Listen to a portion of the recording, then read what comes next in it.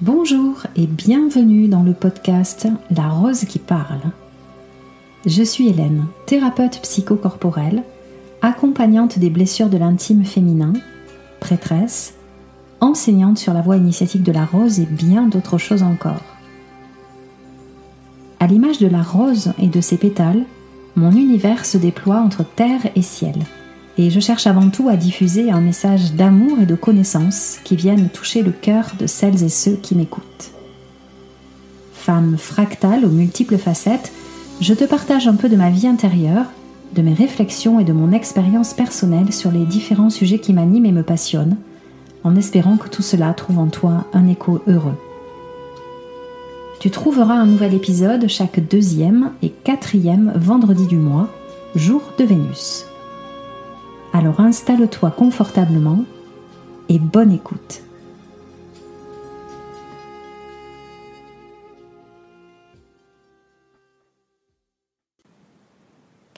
Bonjour et bienvenue. Je suis vraiment super contente de t'accueillir dans ce tout premier épisode du podcast.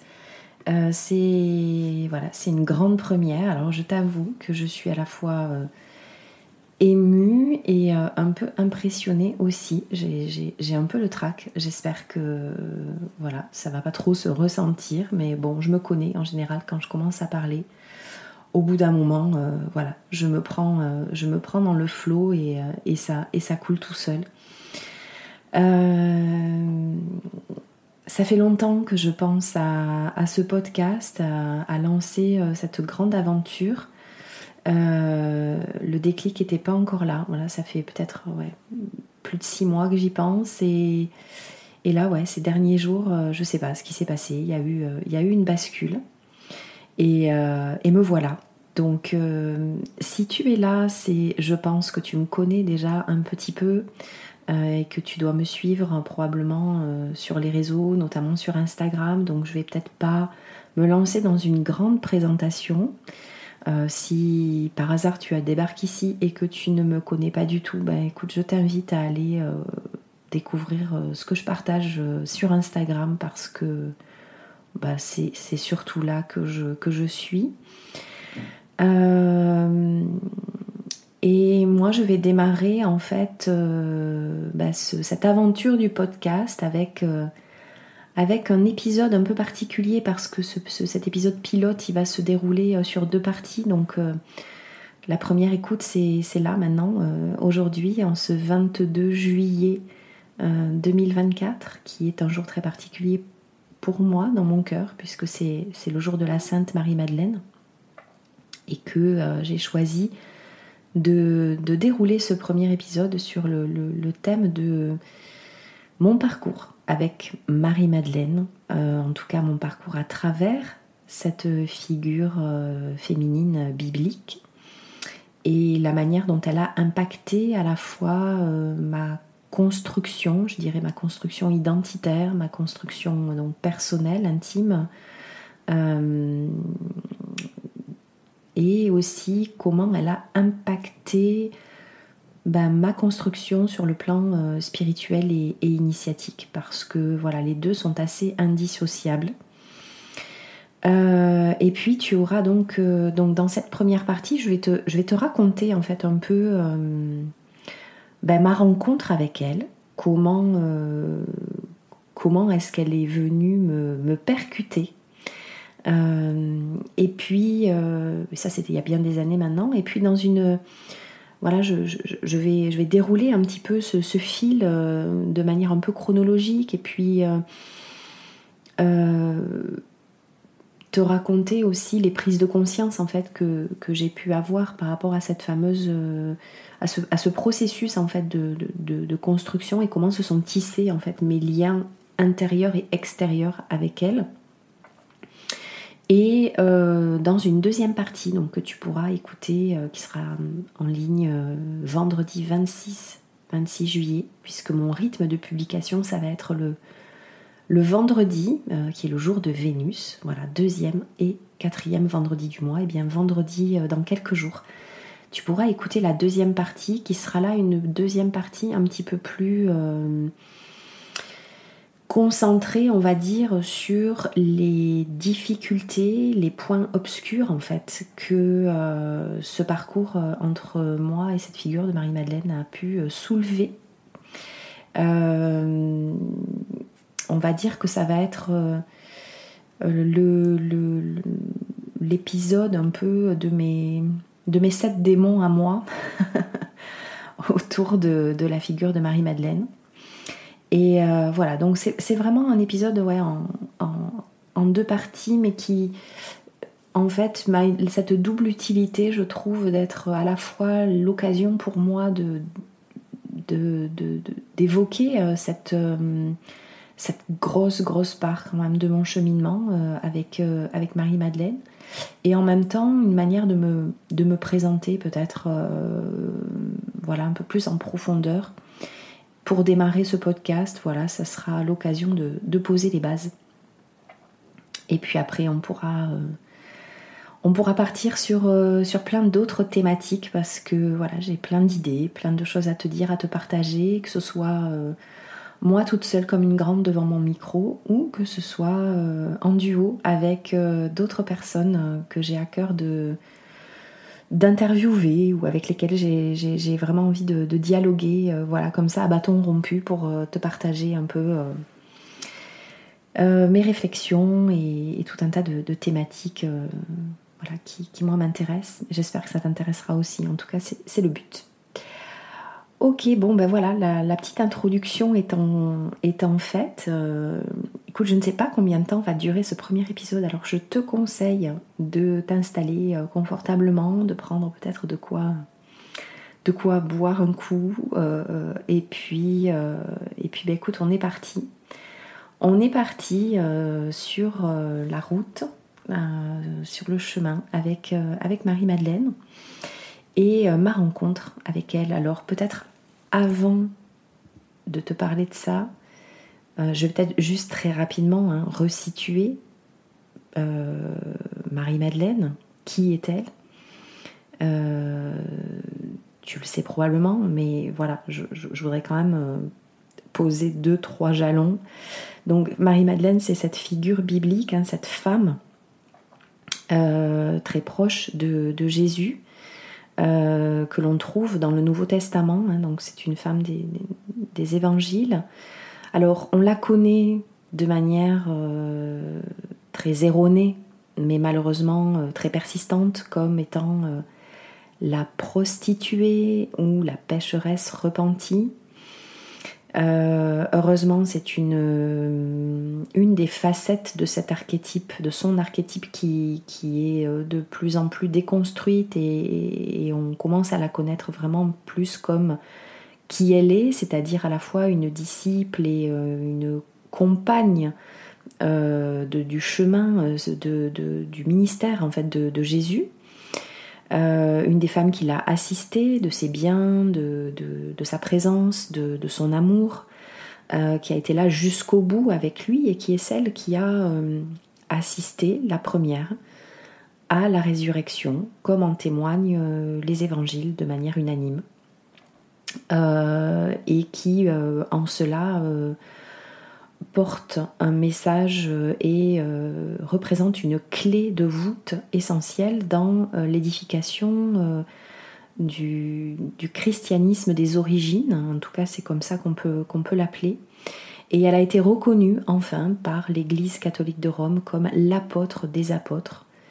Donc elle a quand même un statut et un rôle extrêmement important, puisqu'elle est cette femme à laquelle Jésus a transmis son message le plus profond, le plus ésotérique. Et pour cela, elle a été, on le sait aujourd'hui, persécutée, chassée, démolie, silenciée, invisibilisée par les hommes qui ont construit une grande partie du dogme catholique. Ces dernières années, Marie-Madeleine fait un grand retour. C'est une résurgence qu'on ne peut pas ignorer, surtout si tu chemines sur cette voie que l'on appelle communément le féminin sacré. Elle en est une des principales figures de proue, et à juste titre, hein, parce que c'est vrai qu'elle, à travers son histoire, à travers cette vaste et méticuleuse entreprise de destruction de ce qu'elle représente, de ce féminin bafoué, hein, qu'elle incarne, eh bien c'est, on va dire que le retour de Marie-Madeleine sur cette scène spirituelle et dans le cœur de beaucoup de femmes, de plus en plus de femmes et d'hommes aussi, hein, d'ailleurs, il n'y a pas que les femmes, mais c'est quand même majoritairement elles qui s'en saisissent. Eh bien, Marie-Madeleine revient avec une forme de réhabilitation, en fait, de qui elle est, de ce qu'elle porte comme message et du rôle véritable qu'elle a pu avoir autour de Jésus. Alors, je parlerai pas ici, parce que c'est vraiment pas le lieu ni le moment de savoir si elle a été ou non sa femme, si avec Jésus ils ont eu ou pas des enfants, une descendance, etc. Ça c'est pas du tout mon propos. Moi j'ai ma petite conviction personnelle, mais voilà, je la garde pour moi. Et je pense que chacun est assez grand pour aller faire ses propres recherches et se faire sa propre idée, sa propre opinion là-dessus. Quoi qu'il en soit, je pense que ce qui est plus intéressant, en fait, c'est la descendance, je dirais, spirituelle de Jésus et Marie-Madeleine, ce que moi j'appelle, et avec d'autres, la lignée de la rose, en fait, qui est vraiment un héritage. Un héritage d'amour, un héritage de connaissance, un héritage spirituel qui est beaucoup plus important que de savoir si ils ont eu ou pas des enfants. Et moi, c'est vraiment dans cette voie-là et dans cette ligne-là que je m'inscris depuis des années maintenant, et encore plus avec force aujourd'hui. Voilà, parce que c'est vraiment quelque chose qui me parle profondément, et j'aurai, je pense, l'occasion de revenir sur tout ça et de te parler un peu plus en profondeur de cette fameuse lignée de la rose, de ce qu'elle représente, de comment elle s'architecture. Mais c'est pas là que je vais en parler. En tout cas, voilà, ce qui était important pour moi, c'est de te resituer en fait Marie-Madeleine, ce personnage-là. Et moi, en fait, j'ai découvert Marie-Madeleine, j'avais à peu près 24 ans. C'est arrivé finalement assez tard, alors que j'ai quand même une culture, alors j'en avais entendu parler, hein, bien sûr, le nom ne m'était pas inconnu, mais je vais t'expliquer en fait ce qui s'est passé. Reprenons peut-être plutôt du début avec mon éducation, mon histoire familiale. Alors je vais pas y passer la nuit, mais très rapidement, moi je viens d'une famille avec déjà à l'intérieur de cette cellule familiale et parentale, on va dire, un tiraillement, puisque j'ai un père complètement athée, cartésien, rationaliste, et une maman croyante qui a été élevée dans la tradition catholique, on va dire, assez conservatrice, qui est allée chez les bonnes sœurs, qui a reçu vraiment cette éducation que moi je juge assez stricte, culpabilisante, et pas très épanouissante pour l'être. Donc moi c'est vrai que j'ai grandi un peu dans cette contradiction, entre d'un côté le masculin représenté par la figure de mon père, qui est un masculin qui ne croit en rien à part en ce qu'il voit et ce qui est palpable, et une maman qui a quand même une sensibilité à l'invisible, qui a une certaine forme de médiumnité assez poussée, une sensibilité à la vie de l'âme, et qui m'a transmis cette sensibilité-là. Et parallèlement à ça, j'avais deux grands-mères maternelles donc et paternelles, très très imprégnées par la religion catholique. alors qui vivaient la religion toutes les deux avec, je dirais, une tonalité différente, parce que ma grand-mère maternelle était ce que j'appelle une grenouille de bénitier. Elle était super active dans sa paroisse, elle m'emmenait à la messe tout le temps. Enfin, à chaque fois que j'étais chez mes grands-parents, en fait, elle m'embarquait, j'allais à la messe avec elle. Donc j'ai été très très très très souvent à la messe. Je m'y emmerdais, voilà, très très clairement. J'ai pas de super souvenirs de ça, mais ça m'a énormément imprégnée en fait, parce que ma grand-mère parlait beaucoup beaucoup de ça. Il y avait des icônes de la Vierge Marie, de Jésus partout dans la maison, des crucifix au-dessus du lit. Enfin voilà, c'était quand même très très présent. Chez ma grand-mère paternelle, c'était très très présent aussi, mais avec une autre vibration. Déjà, ma grand-mère paternelle s'appelait Marie,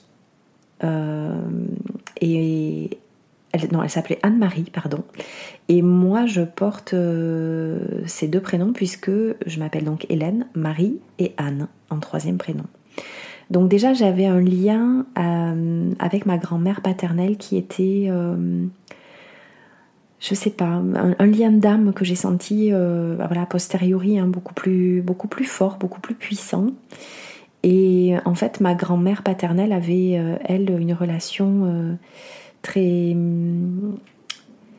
très douce et très profonde avec la Vierge Marie, puisque elle-même, ma grand-mère avait perdu sa maman quand elle était petite. Et elle m'a toujours dit avoir trouvé énormément de réconfort et de soutien auprès de la Vierge.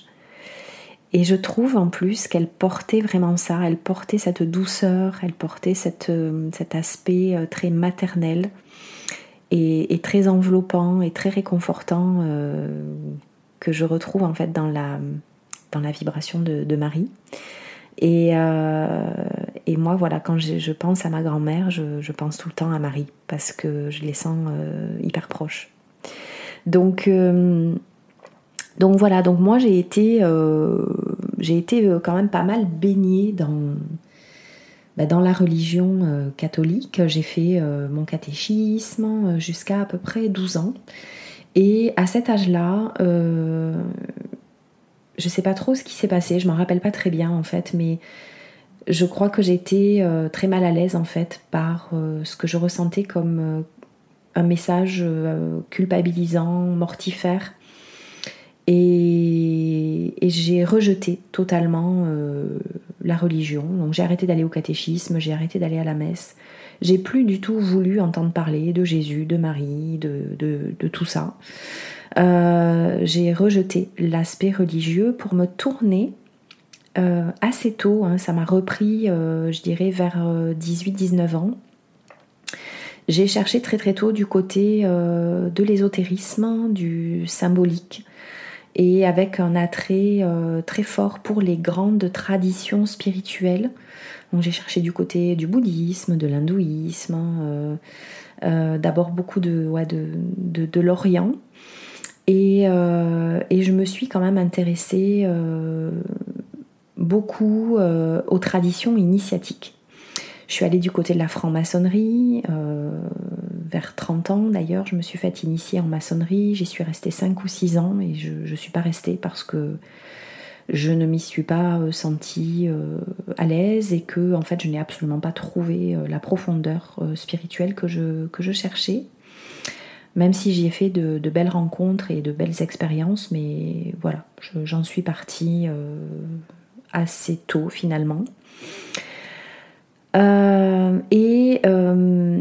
Je pense que mon attirance en fait pour tous les domaines de l'ésotérisme, du mystère, qui pouvait se traduire par mon intérêt pour les civilisations, les grandes civilisations comme l'Égypte, le mythe de l'Atlantide, etc. Tout ça, ça a été aussi beaucoup nourri par un autre membre de ma famille qui est mon grand frère.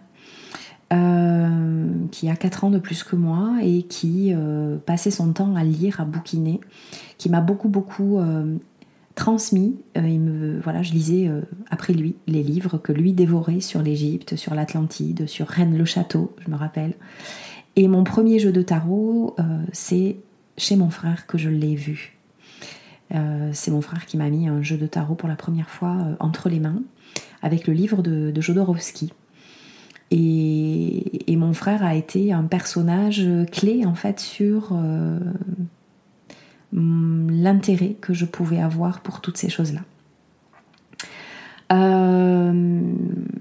C'est à peu près à l'âge de 24 ans, je crois, que je me suis retrouvée avec entre les mains un bouquin que tu connais sûrement très bien, qui est le Da Vinci Code. Alors on pourra penser ce qu'on veut de ce livre-là, mais en tout cas, ce qui s'est passé pour moi, c'est que ça a été un peu un choc parce que en lisant ce livre, j'ai redécouvert la figure de Marie-Madeleine, dont j'avais entendu parler, et forcément pas en très bons termes, pendant mon catéchisme. Et là, j'ai eu la sensation que y avait tout un pan de ce qu'on m'avait enseigné, de ce qu'on m'avait transmis comme étant la vérité, qui s'effondrait. J'ai entendu parler pour la première fois du féminin sacré, j'ai entendu parler pour la première fois de Marie-Madeleine d'une manière complètement différente, de Jésus d'une manière complètement différente et du message en fait véhiculé par le christianisme qui était à l'opposé de ce qui m'avait fait le rejeter. Et là, ça a marqué vraiment une bascule parce que en fait, j'ai commencé à chercher, à fouiner, à bouquiner et à me dire mais attends, mais on m'a peut-être menti en fait. C'est peut-être pas ça en fait le christianisme, c'est peut-être pas ça la religion, c'est peut-être complètement autre chose et peut-être que ce qu'on m'a raconté ce n'est pas la vérité.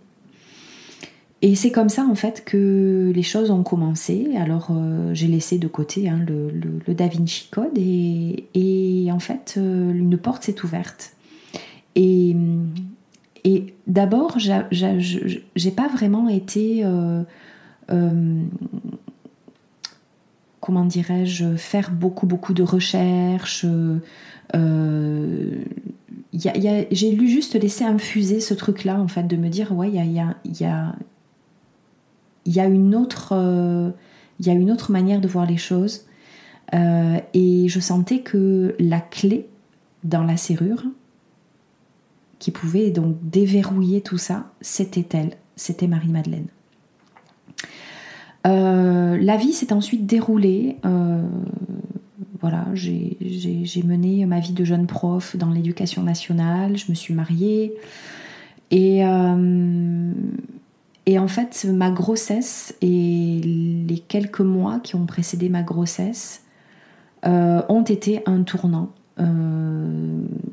dans ce parcours spirituel naissant, surtout à travers une rencontre amoureuse avec un homme qui a tout bouleversé en fait et dont j'ai beaucoup parlé il y a quelques mois en écrivant mes fameuses lettres d'amour. Donc si tu as lu mes lettres d'amour, tu sais de qui je parle, de cet homme qui a été pour moi, qui a fait pour moi office de Jésus, de Yeshua, dans le sens où il a posé sur moi un regard qu'aucun homme n'avait encore posé jusque-là, et où j'ai eu l'impression en fait que s'activait à l'intérieur de moi l'archétype de Marie-Madeleine.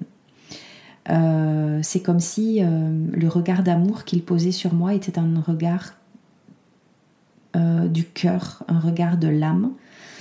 J'ai eu l'impression de rejouer, alors j'en avais un peu conscience à l'époque, mais j'ai eu l'impression de rejouer en fait ce que Marie-Madeleine a peut-être pu ressentir quand elle a rencontré Jésus. Cet amour qui va au-delà du temps et de l'espace, cette sensation d'être de retour chez soi, cette sensation de se dépouiller de tous ces artifices, de plus avoir besoin de jouer le jeu de la séduction, de devoir minauder, de simplement être nu je veux dire au sens symbolique du terme, face à un homme qui te voit vraiment pour qui tu es et dont le regard d'amour te transperce jusqu'au fin fond de ton âme. Et ça a été le début en fait. Ça a été le début de toutes mes initiations amoureuses, parce que Marie-Madeleine, en fait, je l'ai surtout rencontrée au départ pendant des années autour de l'amour et de mes relations avec les hommes. Je la sentais comme, au départ, comme une présence extérieure, c'est-à-dire comme une énergie, comme un parfum, comme vraiment quelqu'un, comme un guide en fait, comme quelqu'un de palpable dont la présence était là à mes côtés, et quelqu'un qui était là et qui marchait à côté de moi. J'ai mis du temps en fait à l'envisager aussi comme une force archétypale, comme quelqu'un qui pouvait, comme une image qui pouvait venir faire écho à quelque chose que je portais à l'intérieur de moi. Ça a mis du temps à s'élaborer dans ma tête. Moi, je l'ai d'abord plutôt cherché au départ à l'extérieur de moi. Et il y avait quelque chose d'assez frénétique qui me poussait à mieux la connaître, qui me poussait à la rencontrer, qui me poussait à aller sur les lieux où elle avait pu aller. Et je me rappelle notamment la première fois que je suis allée à la Sainte-Baume. Ça a été une expérience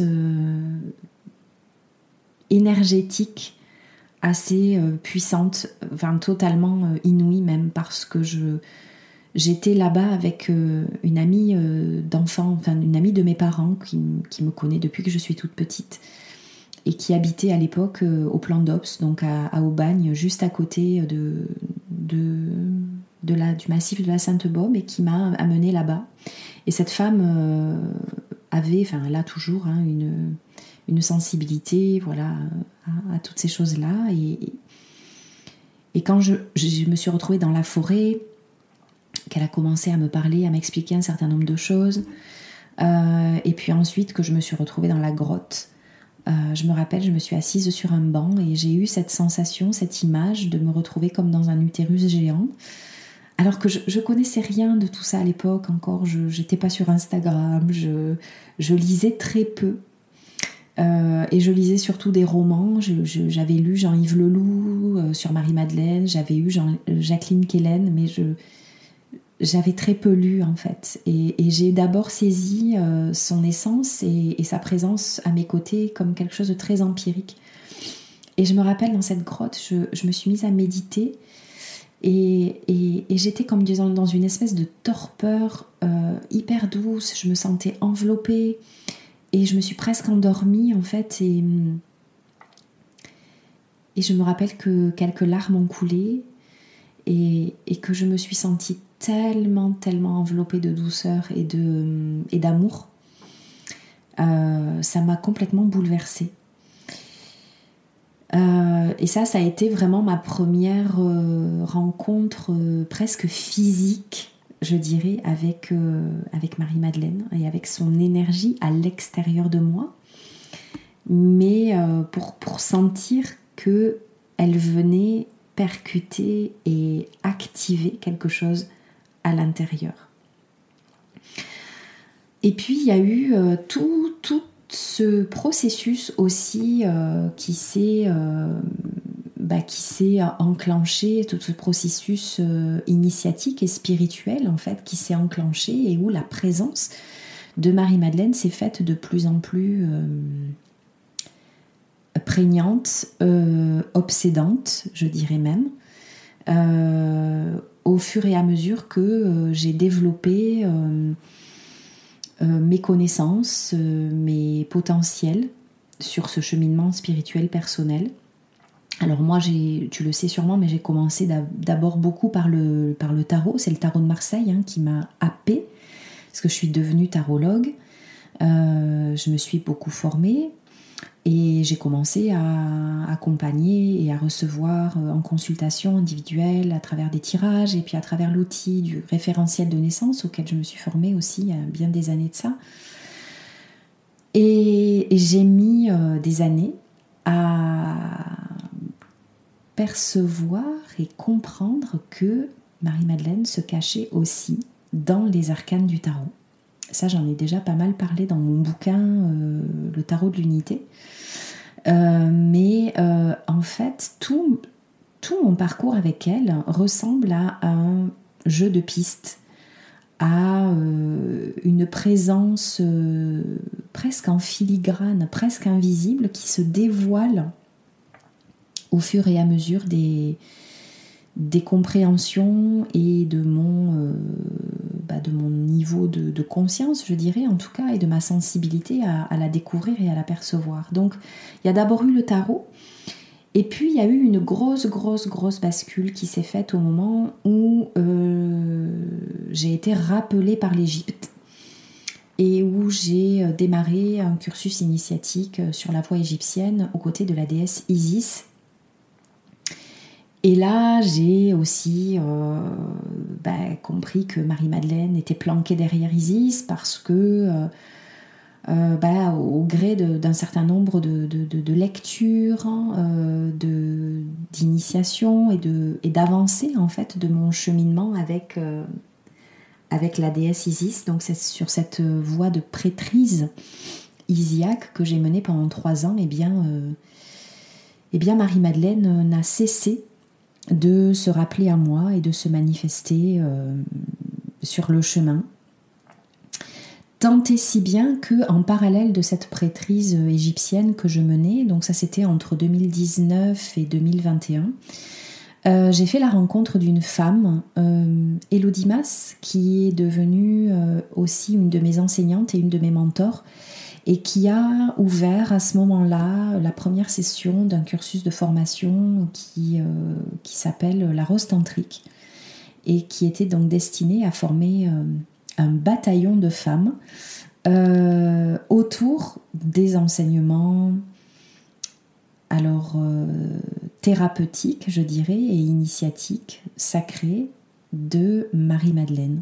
Voilà.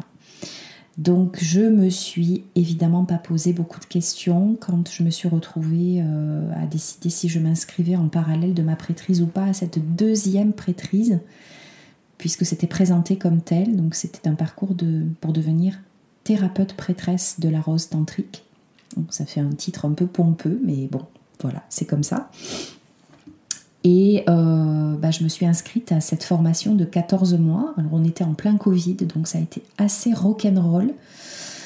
Mais ça a été un parcours initiatique de fou, en fait, qui s'est entremêlé, entrelacé, tissé avec celui que je menais en parallèle avec Isis. Et en fait, mon parcours sur la voie de la Rose Tantrique, ça a été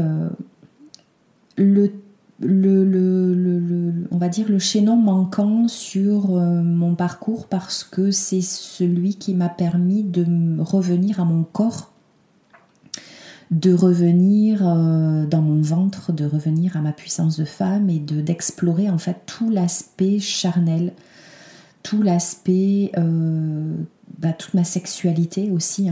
Pendant des années, ça a été une grande et vaste exploration, une grande et vaste initiation en fait liée à ma prêtrise, et où la présence de Marie-Madeleine, là aussi dans ces initiations, a été très très forte sur le plan archétypal, puisque j'ai exploré la facette de la prostituée sacrée, la facette de la possédée par le démon de l'amour, du désir charnel,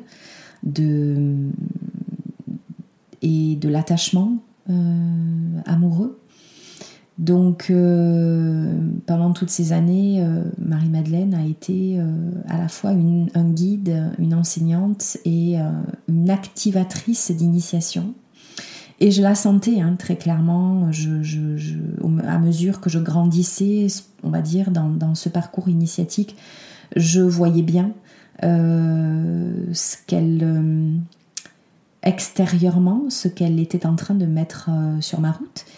Et de la même manière, j'ai pu affiner ma compréhension de la mécanique archétypale au niveau de la psyché et de ce qui se passait à l'intérieur de moi.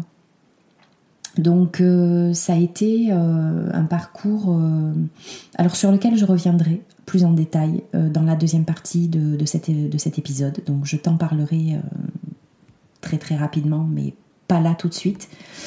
En tout cas, voilà, ça a été, on va dire, 5 ans jusqu'en 2022 d'une quête frénétique et d'une rencontre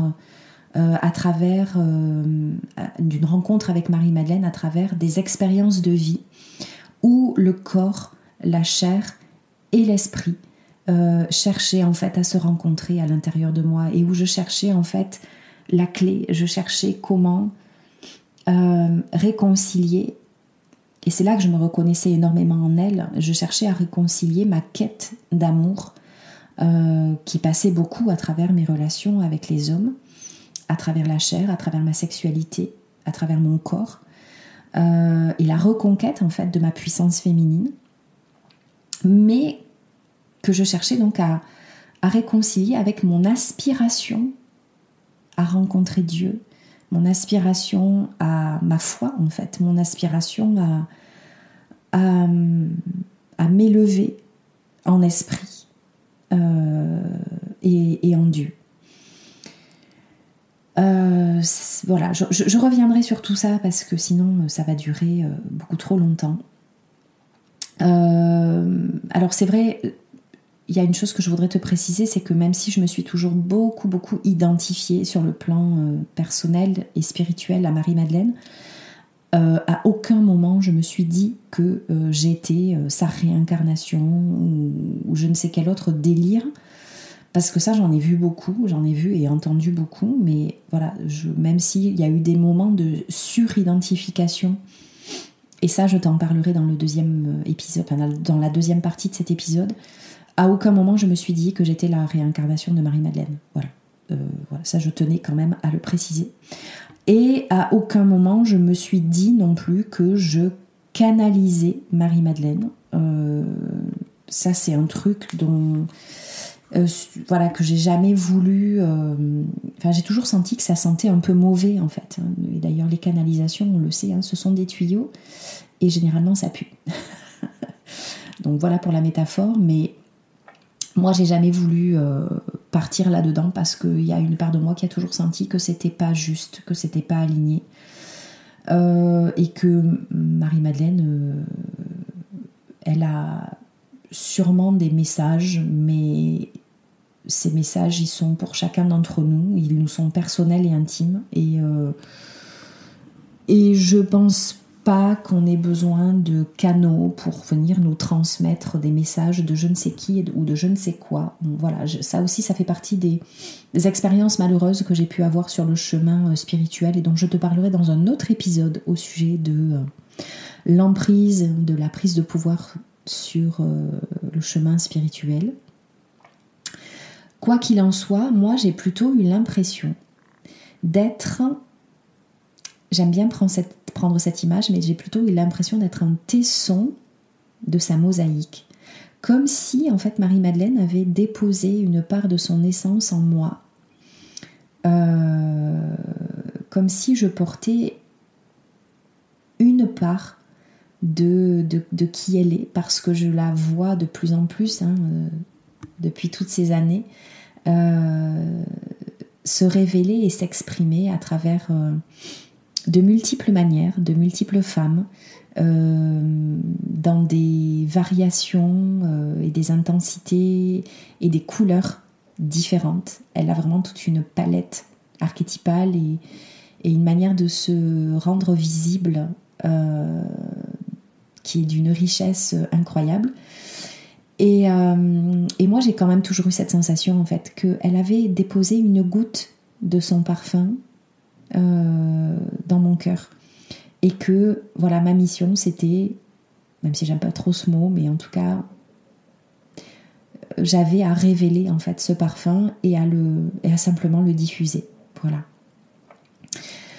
Donc, au fil de ce parcours de prêtresse, j'ai redécouvert Marie-Madeleine, elle-même prêtresse, et j'ai redécouvert à quel point, et j'ai découvert en fait à travers toutes les recherches que j'ai pu faire, à travers toutes les lectures, à travers tout ce savoir aussi, parce que même si c'est passé beaucoup par le corps, il y a eu aussi cette volonté chez moi en parallèle de revenir aussi à quelque chose de tangible et d'incarner. Enfin, faut pas oublier que j'ai aussi un parcours universitaire, que à la base je suis quelqu'un de très intellectuel et de très mental, et que j'ai eu à cœur aussi d'aller chercher des réponses dans les livres, dans les textes. Alors j'ai lu tout un tas de livres différents, de sources différentes, mais j'ai eu aussi à cœur d'aller chercher du côté des apocryphes, du côté des travaux universitaires, du côté des gens, on va dire entre guillemets, sérieux, qui ont fait un travail de recherche sourcé sur Marie-Madeleine. Et j'ai eu vraiment ce besoin d'aller trouver des réponses et des réponses claires. Donc il y a eu en fait chez moi ce double mouvement, à la fois de l'intégrer, de la faire vivre en quelque part et de l'exprimer à travers ma chair, mon corps de femme et mon cœur de femme. Mais il y a eu aussi la volonté d'aller la rencontrer et la connaître par la connaissance. Et aussi, je dirais, de la réhabiliter comme étant pas simplement une disciple, et la disciple peut-être la plus évoluée, la plus avancée, la plus brillante de Jésus. Mais moi, en tout cas, j'avais à cœur, et c'est ce que j'ai fait, je pense, à travers... c'était ma volonté, en fait, à travers l'oracle initiatique de Marie-Madeleine que j'ai créé et publié en 2022. Ma volonté, c'était non, en 2023. Je l'ai écrit en 2022 et il est sorti en 2023. Mais ma volonté, c'était de la réhabiliter en tant que maître et enseignante spirituelle. Parce que je crois profondément que c'est ce qu'elle est. Donc, je me suis mise en fait à fusionner quelque part avec elle. Il y avait une frénésie, comme je te le disais, à la rencontrer, à l'incorporer. Et je me suis mise à entrer en tant que prêtresse à son service, en tout cas au service de cette énergie christique qui n'est pas dévolue qu'à Yeshua, mais qu'elle portait elle aussi. Et je me suis mise à entrer au service de cette dimension christique-là, mais de manière, je dirais, erronée, distordue, puisque je suis arrivée avec une configuration qui était quand même celle de mon rapport au divin, et qui était basée beaucoup sur le système de la punition et de la récompense. Je pense que j'attendais beaucoup que le divin, que Marie-Madeleine, que Jésus, en retour de mon dévouement, me rende la monnaie de ma pièce. Et le fait de fonctionner de cette manière-là, qui était très inconsciente et très mal positionnée, m'a menée droit dans le mur, puisque entre 2019 et 2023, j'ai vécu une longue période de célibat, avec des expériences amoureuses diverses et variées. Je dis célibat parce que j'étais pas en couple officiel, mais j'ai rencontré beaucoup d'hommes. Beaucoup d'hommes. J'ai rencontré un certain nombre d'hommes avec lesquels j'ai eu des histoires d'amour, et plus ou moins heureuses, et où j'étais dans la quête de l'amour. Et j'ai beaucoup souffert sur ce chemin-là. Et jusque je suis arrivée à un point de souffrance et de non-retour ultime en fin 2022, qui a coïncidé avec une crise de foi monumentale dont j'ai parlé sur les réseaux, diverses occasions et dont j'ai pu témoigner. Et pendant 1 an à peu près, j'ai été vraiment, on peut le dire, en dépression. Alors pas 1 an, mais je dirais bien 6 mois. Et ces échecs relationnels et amoureux m'ont conduite à cette crise de foi qui m'a poussée à rejeter avec beaucoup de véhémence et de violence mon cheminement spirituel et notamment ma relation avec Marie-Madeleine. Je lui en ai énormément voulu. Preuve en est que je la considérais encore comme une force principalement extérieure à moi. Même s'il y avait une part de moi qui était en train de sentir qu'elle me poussait dans mes retranchements pour que je me dissocie d'elle et que je me désidentifie parce que j'étais arrivée à une suridentification à l'archétype. Et ça, je t'en parlerai dans la deuxième partie. Je te décortiquerai un peu le mécanisme, mais en fait, je sentais qu'il y avait quelque part quelque chose qui me poussait à me récupérer moi, à remettre mes 2 pieds dans mes propres baskets et arrêter de vouloir marcher dans ses pompes à elle pour vraiment savoir qui je suis moi, qui je suis en tant que Hélène et arrêter de me planquer derrière les jupes de Marie-Madeleine. Donc il y a eu ça. Fin 2022, j'ai sombré, j'ai rejeté totalement Marie-Madeleine. Je venais de terminer d'écrire l'oracle, il n'était pas encore publié et je me demandais vraiment comment j'allais porter ce projet, comment j'allais défendre cet oracle alors que je ne pouvais plus la voir en peinture, que je ne pouvais plus supporter d'entendre parler d'elle, que je vomissais le féminin sacré, que je vomissais tout mon parcours avec elle et que j'avais l'impression qu'on m'avait raconté tout un tas de mensonges, que tout ça c'était pas vrai, que tout ça c'était des conneries, que le chemin spirituel c'était de la merde. Voilà, en gros, je te résume. Alors bien sûr qu'il y avait des choses qui étaient... c'était assez complexe et je t'en parlerai parce qu'il y avait aussi de ma part un rejet d'un certain milieu spirituel et d'un certain mode de fonctionnement abusif dans les milieux spirituels parce que j'ai été confrontée à des personnes et à une personne en particulier sur mon chemin spirituel qui a aussi largement contribué à ce que je vomisse en fait tout ce milieu-là. Mais j'avais ma part de responsabilité, bien évidemment, là-dedans, puisque j'ai consenti à remettre mon pouvoir dans les mains de cette personne. Mais en fait, voilà, je suis arrivée à un moment donné où je voulais plus entendre parler de tout ça. Et je voulais plus entendre parler de Marie-Madeleine. Donc... voilà, donc il y a eu après toute la remontée, il y a eu tout le processus de ok, je coupe tous les robinets, je vire de chez moi toutes les statues, toutes les images, toutes les icônes, toutes les idoles, je dirais même, autour de Marie-Madeleine. Je purifie, je fais ce travail de déconstruction profond. Et relationnel et spirituel. Et ça a duré 1 an, quasiment toute l'année 2023. Et la remontée et la réconciliation sur des bases plus saines s'est faite là, ces 6 derniers mois, ce premier semestre, on va dire, 2024. Et c'est pour ça que je me sens aujourd'hui en capacité de témoigner de tout ça et de te parler de ce cheminement. Parce qu'aujourd'hui, et je t'en parlerai plus en profondeur dans la deuxième partie, parce que là je pense que je ne vais pas tarder à arrêter pour ce premier épisode, mais je dirais pour conclure que là où j'en suis aujourd'hui, c'est que je me suis réconciliée avec Marie-Madeleine.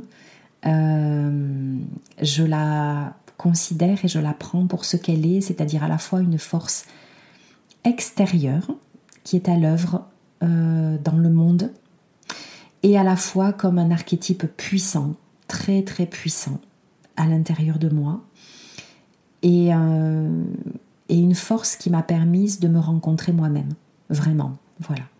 Donc c'est là où j'en suis aujourd'hui. Écoute, je vais terminer là pour cette première partie d'épisode d'ouverture de ce podcast. J'espère que tu as passé un bon moment avec moi et je te donne rendez-vous vendredi 26 juillet pour la deuxième partie de cet épisode sur mon parcours avec Marie-Madeleine. Deuxième partie dans laquelle je vais évoquer plus en profondeur ce processus de crise de foi et mes 7 démons. Donc je te donne rendez-vous très très vite pour la suite. Et écoute, en tout cas, je te remercie d'avoir été là, de m'avoir écouté écoute, abonne-toi à ce podcast et j'espère que c'est le début d'une longue et belle aventure sur d'exploration, de partage et longue vie à la rose qui parle. À bientôt. Si tu as aimé mon partage du jour, n'hésite pas à le diffuser autour de toi et à le noter avantageusement pour soutenir et promouvoir le podcast. Merci de m'avoir écouté et à bientôt pour un nouvel épisode.